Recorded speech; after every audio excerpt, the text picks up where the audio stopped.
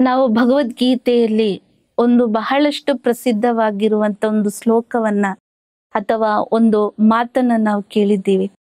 ಯಾವುದೆಲ್ಲ ನಡೆದೋಗಿದೆ ಅದು ಒಳ್ಳೇದಕ್ಕೆ, ಯಾವುದು ಈಗ ನಡೀತಾ ಇದೆ ಪ್ರೆಸೆಂಟ್ ಅಲ್ಲಿ ಅದು ಒಳ್ಳೇದಕ್ಕೆ, ಇನ್ ಯಾವುದು ನಡೆಯುವಂಥದ್ದಿದೆ ನಮ್ಮ ಜೀವನದಲ್ಲಿ ಅದು ಅದಕ್ಕಿಂತಲೂ ಉತ್ತಮ, ಅದು ಒಳ್ಳೇದಾಗಿರುತ್ತೆ ಅಂತ. ಆದ್ರೆ ಹಲವಾರು ಈ ಮಾತು ಕೇಳುವಾಗ ನಾವು ಮನಸ್ಸಲ್ಲಿ ಅಂದ್ಕೊಳ್ತೀವಿ ನನ್ನ ಜೀವನದಲ್ಲಿ ಎಂತ ಒಳ್ಳೇದು ನಡೆದಿದೆ ಅಂತ. ಏಕೆಂದ್ರೆ ಒಂದೊಂದು ಸ್ಟೆಪ್ ಅಲ್ಲೂ ಕೆಲವೊಮ್ಮೆ ನಮಗೆ ಅಷ್ಟು ದುರ ಅನುಭವಗಳು ಕೊಡುವಂತಹ ಪರಿಸ್ಥಿತಿಗಳನ್ನ ನಾವು ಫೇಸ್ ಮಾಡುವಂತ ಸ್ಥಿತಿ ಇರುತ್ತೆ.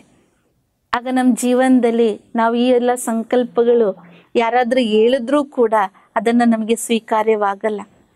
ಏಕೆಂದ್ರೆ ಸ್ಟೆಪ್ ಬೈ ಸ್ಟೆಪ್ ನಮಗೆ ಏನಿರುತ್ತೆ, ಸೋಲು ಇರುತ್ತೆ, ಸ್ಟೆಪ್ ಬೈ ಸ್ಟೆಪ್ ನಮಗೆ ಅಡಚಣೆಗಳಿರುತ್ತೆ, ಸ್ಟೆಪ್ ಬೈ ಸ್ಟೆಪ್ ಅಲ್ಲಿ ನಮಗೆ ನಾವೇನು ವಿಚಾರ ಮಾಡಿದ್ದು ಆ ರೀತಿ ನಮ್ಮ ಜೀವನದಲ್ಲಿ ಗಳಿಸ್ಬೇಕು ಅಂತಾನೆ ಇಲ್ಲ. ಆದ್ರೂ ಕೂಡ ಆ ಮಹತ್ತಾದಂತ ಆ ಒಂದು ಶ್ರೀಮದ್ ಭಗವದ್ಗೀತೆಯಲ್ಲಿ ಭಗವಂತನೇ ಖುದ್ದು ಹೇಳಿರುವಂತ ಮಾತು ಯಾಕಿರ್ಬೋದು?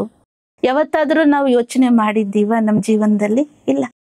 ಅದರಿಂದ ಇಲ್ಲಿ ನಾವು ಅದ್ರಲ್ಲೊಂದು ಸೀಕ್ರೆಟ್ ಅನ್ನ ತಿಳಿಯುವಂಥದ್ದು ಇದೆ. ಏಕೆಂದ್ರೆ ಒಬ್ಬ ಮಾನವ ಜೀವನ ಅಂತ ಹೇಳಿದ್ರೆ ಎರಡು ಎನರ್ಜಿಯ ಕನೆಕ್ಷನ್ ಆಗಿದೆ. ಒಂದು ಮೆಟಾಫಿಸಿಕಲ್, ಇನ್ನೊಂದು ಫಿಸಿಕಲ್ ಎನರ್ಜಿ. ಮೆಟಾಫಿಸಿಕಲ್ ಎಂಬುದು ದ ಸೆಲ್ಫ್ ಅಂತ, ಅದೇ ಸಮಯದಲ್ಲಿ ಫಿಸಿಕಲ್ ಎಂಬುದು ಈ ದೇಹ. ಅಂದ್ಮೇಲೆ ನಾನು ಎಂಬುದು ಒಂದು ಮೆಟಾಫಿಸಿಕಲ್ ಎನರ್ಜಿ, ಅಂದ್ರೆ ನನ್ನ ಆತ್ಮ. ಈ ದೇಹ ಪಂಚತತ್ವಗಳಿಂದ ಮಾಡಲ್ಪಟ್ಟಿರುವಂಥದ್ದು, ಇದಂತೂ ನಮ್ಗೆ ಗೊತ್ತಿರುವ ವಿಚಾರಗಳು. ಅಂದ್ರೆ ಈ ದೇಹವನ್ನ ಚಲಾಯಿಸುವಂತವನು, ನಡೆಸುವಂತವನು ನಾನು, ಚೈತನ್ಯ ಶಕ್ತಿ ಆತ್ಮ. ಅಂದ್ರೆ ನಾನು ಆತ್ಮದಲ್ಲಿ ಮನಸ್ಸು ಬುದ್ಧಿ ಸಂಸ್ಕಾರ ಇದೆ. ಅಂದ್ಮೇಲೆ ನಾನು ಆತ್ಮ ಯಾವುದು ಚೈತನ್ಯ, ಅದು ಪ್ರೋಗ್ರಾಮರ್ ಆಗಿದ್ದಾರೆ. ಹೇಗೆ ಕಂಪ್ಯೂಟರ್ ಅಲ್ಲಿ ನಾವು ಗೊತ್ತಿದೆ, ಇವತ್ತೆಲ್ಲ ಕಂಪ್ಯೂಟರ್ ಯುಗನೇ. ಕಂಪ್ಯೂಟರ್ ಅಲ್ಲಿ ಸಾಫ್ಟ್ವೇರ್ ಇರುತ್ತೆ, ಹಾರ್ಡ್ವೇರ್ ಇರುತ್ತೆ, ಅದ್ರ ಜೊತೆ ಒಬ್ಬ ಪ್ರೋಗ್ರಾಮರ್ ಬೇಕು. ಆದ್ರೆ ಮಾತ್ರ ಈ ಕಂಪ್ಯೂಟರ್ ಅನ್ನ ಚಲಾಯಿಸ್ಲಿಕ್ಕೆ ಸಾಧ್ಯವಾಗುತ್ತೆ. ಹಾಗೇನೆ ನಮ್ಮ ಜೀವನದಲ್ಲೂ, ಮಾನವ ಜೀವನದಲ್ಲಿ ಪ್ರೋಗ್ರಾಮರ್ ಎಂಬುದು ನಾನ್ ಆತ್ಮ. ಪ್ರೋಗ್ರಾಮಿಂಗ್ ಎಲ್ಲಿ ನಡೆಯುತ್ತೆ? ಸಾಫ್ಟ್ವೇರ್ ಅಂತ ಮನಸ್ಸಲ್ಲಿ.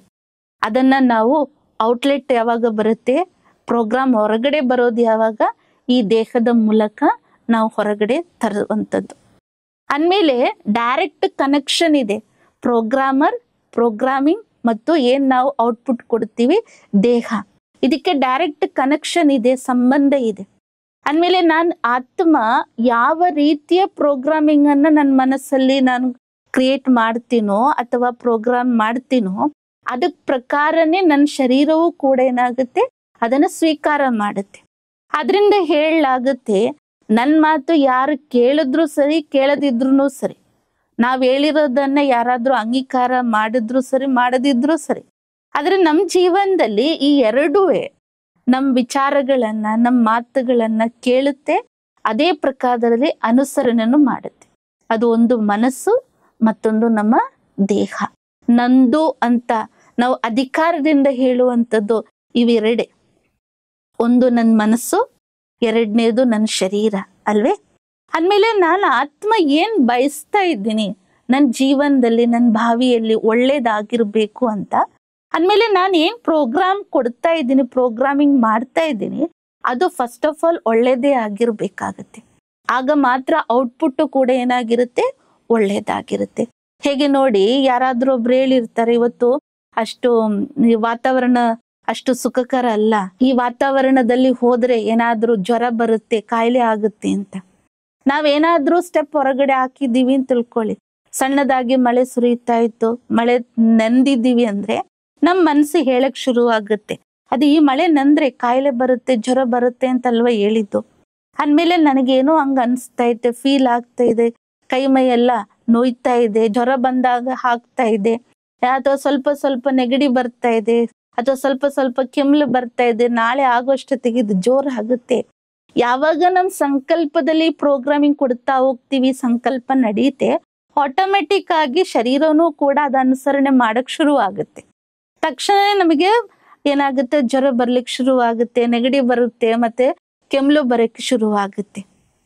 ಆಗ ಬೇರೆಯವ್ರು ಹೇಳ್ತಾರೆ, ನಾನು ಹೇಳಿಲ್ವಾ ಆಗ್ಲೇ ಮಳೆ ನೆನೆಬಾರ್ದು ಅಂತ. ಆದ್ರೆ ಮಳೆಯಿಂದ ಜ್ವರ ಬಂದಿದ್ದು ಅಂತಲ್ಲ, ನಮ್ಮ ಮನಸ್ಸೊಳಗಡೆ ನಾನು ಏನು ಪ್ರೋಗ್ರಾಮಿಂಗ್ ಮಾಡಿಟ್ಟಿರ್ತೀನೋ ಅದ್ರ ಪ್ರಕಾರ ಏನಾಗುತ್ತೆ, ನನ್ನ ಮನಸ್ಸು ಆಕ್ಸೆಪ್ಟ್ ಮಾಡುತ್ತೆ. ಅಂದ್ರೆ ಮನಸ್ಸು ಫೀಲ್ ಮಾಡಕ್ ಶುರು ಆಗುತ್ತೆ. ಫೀಲ್ ಮಾಡಿದ್ದು ಮತ್ತು ನಮ್ಮ ಶರೀರ ಏನಾಗುತ್ತೆ, ಅದು ಆಕ್ಸೆಪ್ಟ್ ಮಾಡುತ್ತೆ, ಅದಕ್ಕೆ ಎಫೆಕ್ಟ್ ಆಗುತ್ತೆ. ಆಗ ನಮ್ಮ ಬಾಡಿಯಲ್ಲೂ ಕೂಡ ಅದರದ್ದು ರಿಫ್ಲೆಕ್ಷನ್ ಕಾಣ್ಲಿಕ್ಕೆ ಶುರುವಾಗುತ್ತೆ. ಅದರಿಂದ ಭಗವದ್ಗೀತೆಯಲ್ಲಿ ಏನು ಒಳ್ಳೇದಾಗುತ್ತೆ ಎಲ್ಲವೂ ಕೂಡ ಒಳ್ಳೇದು ಅಂತ ಹೇಳಿದ್ರೆ ಅದರಲ್ಲಿ ಏನ್ ತಪ್ಪಿಲ್ಲ. ಆದ್ರೆ ನನ್ನ ಮನಸ್ಸಲ್ಲಿ ನಾನೇನ್ ಪ್ರೋಗ್ರಾಮಿಂಗ್ ಕೊಡ್ತೀನಿ ಮನಸ್ಸಿಗೆ, ಅದು ಒಳ್ಳೇದು. ನಮಗೆ ಎಷ್ಟೇ ಜ್ವರ ಇರ್ಲಿ, ಕಾಯಿಲೆ ಇರ್ಲಿ, ಏನೇ ನೋವಿರ್ಲಿ, ನಾವು ಮನಸ್ಸಿಗೆ ಫಸ್ಟ್ ಥಾಟ್ ಏನ್ ಕೊಡ್ಬೇಕು, ಒಂದು ಬ್ಲೆಸ್ಸಿಂಗ್ ಇರುವಂತ ಥಾಟ್, ಹೀಲಿಂಗ್ ಥಾಟ್, ಅಥವಾ ಎಲಿವೇಟೆಡ್ ಆಗಿರುವಂತಹ ಅಷ್ಟು ಶ್ರೇಷ್ಠವಾದ ಸಂಕಲ್ಪವನ್ನ ಪ್ರೋಗ್ರಾಮ್ ಮಾಡಿಟ್ಟಿರಿ. ಎಲ್ಲವೂ ಒಳ್ಳೇದಾಗಿದೆ, ನನ್ನ ಆರೋಗ್ಯ ಹೇಗಿದೆ ಅಂತ ಕೇಳಿದ್ರೆ ಹೇಳ್ಬೇಕಾಗತ್ತೆ, ಎಲ್ಲವೂ ಚೆನ್ನಾಗಿದೆ, ಆರೋಗ್ಯವಾಗಿದ್ದೀನಿ, ಹೇಗಿದ್ದೀರಾ, ಖುಷಿಯಾಗಿದ್ದೀನಿ, ನಿಮ್ ಸುತ್ತ ಹೇಗೆ ವಾತಾವರಣ, ಚೆನ್ನಾಗೇ ಇದೆ ವಾತಾವರಣ, ಸುತ್ತ ಇರೋರು ಹೆಂಗಿದ್ದಾರೆ, ಒಳ್ಳೇದಾಗಿದ್ದಾರೆ, ಒಳ್ಳೆಯವರು, ತುಂಬಾ ಅಂದ್ರೆ ನಮಗೆ ಸಹಯೋಗ ಕೊಡುವಂತವರಾಗಿದ್ದಾರೆ. ಈ ರೀತಿ ಯಾವಾಗ ನಾನು ಅದನ್ನ ಒಳ್ಳೇದು ಅಂತ ಒಂದು ಪ್ರೋಗ್ರಾಮಿಂಗ್ ನನ್ನ ಮನಸ್ಸೊಳಗಡೆ ಹೋಗುತ್ತೆ, ಆಗ ಅದನ್ನೇ ನನ್ನ ಮನಸ್ಸು ಮತ್ತು ಶರೀರ ಆಕ್ಸೆಪ್ಟ್ ಮಾಡ್ಲಿಕ್ಕೆ ಶುರು ಆಗುತ್ತೆ. ಹಾಗೆ ಎಷ್ಟೇ ಕಾಯಿಲೆ ಇದ್ರೂ ಕೂಡ ಅದೇನಾಗುತ್ತೆ, ಬೇಗ ವಾಸಿ ಆಗ್ಲಿಕ್ಕೆ ಈಸಿ ಆಗುತ್ತೆ. ನಾಳೆ ಎಂಬುದು ಅಂದ್ರೆ ಭಾವಿ ಎಂಬುದು, ಫ್ಯೂಚರ್ ಎಂಬುದು ಇಷ್ಟು ವರ್ಷ ಆದ್ಮೇಲೆ ಅಂತಲ್ಲ, ದ ನೆಕ್ಸ್ಟ್ ಟೈಮೇ ನಮ್ದು ಫ್ಯೂಚರ್ ಇರುತ್ತೆ ಅಲ್ವೇ. ಆಗ ಆ ಫ್ಯೂಚರ್ ಅಲ್ಲಿ ಏನಾಗುತ್ತೆ, ನಂದು ಏನೆಲ್ಲ ನೆಗೆಟಿವಿಟೀಸ್ ಇದೆ ಅದೆಲ್ಲವೂ ಕೂಡ ಏನಾಗುತ್ತೆ, ದೂರ ಆಗುತ್ತೆ. ಫ್ಯೂಚರ್ ಆಗ್ಬೇಕು ಅಂತಿದ್ರೆ ಪ್ರೆಸೆಂಟ್ ಅಲ್ಲೇ ನಾನು ಏನ್ ಮಾಡ್ಬೇಕಾಗುತ್ತೆ, ಒಳ್ಳೆ ಪ್ರೋಗ್ರಾಮಿಂಗ್ ಮಾಡ್ಬೇಕಾಗತ್ತೆ. ಅದರಿಂದ ಯಾವತ್ತೂ ಕೂಡ, ಯಾಕೆಂದ್ರೆ ಸಬ್ಕಾನ್ಶಿಯಸ್ ಮೈಂಡಿಗೆ ಆಳವಾಗಿದು ಟಚ್ ಆದ್ರೆ ಮತ್ತು ಅದರಿಂದ ಹೊರ ಬರ್ಲಿಕ್ಕೆ ನಮಗೆ ಸಾಧ್ಯ ಆಗಲ್ಲ. ಅದರಿಂದ ನಾವು ಯಾವಾಗ್ಲೂ ಅಂದ್ರೆ ಎಷ್ಟೇ ಕಷ್ಟ, ಎಷ್ಟೇ ಕಾಯಿಲೆ, ಯಾವುದೇ ಪರಿಸ್ಥಿತಿ ಇರ್ಲಿ, ನಮ್ ಥಾಟ್ ಅಲ್ಲಿ ನಾನು ಆತ್ಮ ಏನ್ ಪ್ರೋಗ್ರಾಮಿಂಗ್ ಕೊಡಬೇಕು ಎಂಬ ಅಟೆನ್ಷನ್ ನಮ್ಮಲ್ಲಿ ಇರ್ಬೇಕಾಗುತ್ತೆ. ಅದರಿಂದ ಬಿ ಆಲ್ವೇಸ್ ಪಾಸಿಟಿವ್ ಆಗಿರಿ, ಖುಷಿಯಾಗಿರಿ, ನಿಮ್ ಜೀವನ ಕಲರ್ಫುಲ್ ಆಗುತ್ತೆ.